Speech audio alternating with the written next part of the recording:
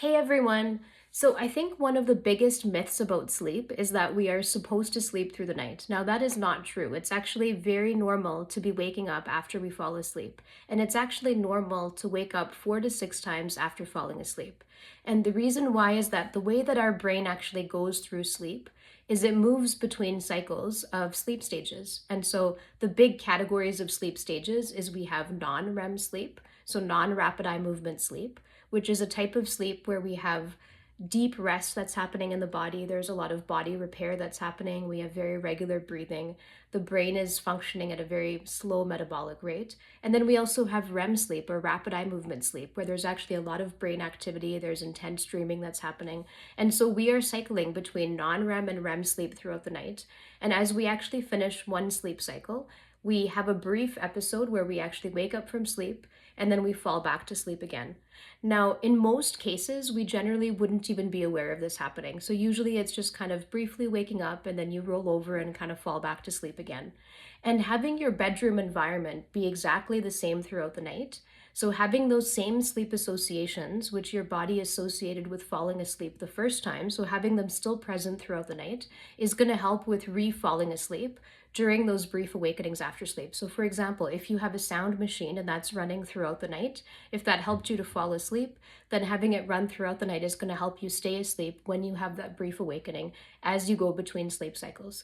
So this is normal. Waking up after you fall asleep is normal. Now, these cycles, the length of the cycle is 90 to 110 minutes or so, or some people would say 90 plus or minus 20 minutes.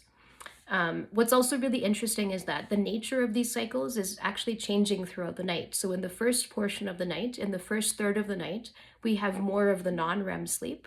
And in the last portion, we actually have more REM sleep.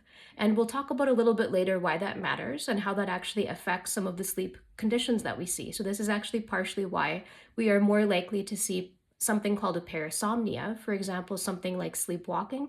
It's more likely to happen in the first third of the night versus something like nightmares, which are a full waking up from REM sleep. That's more likely to happen in the last third of the night. So those sleep cycles are not created equally throughout the night. The other really interesting thing is that the length of those sleep cycles actually changes with age. So in young children, especially infants, those sleep cycles are much shorter, and they actually have way more of those sleep cycles than there are in adults. And that's why for your infants, they're going to have way more episodes of waking up after falling asleep. So I hope that helps to restore your sleep confidence if you are waking up throughout the night, and to give you some reassurance that waking up throughout the night actually is often normal. Till then, I wish that you sleep well, and if this video was helpful, feel free to like, to share, or to subscribe. It really means a lot. See you on the next one.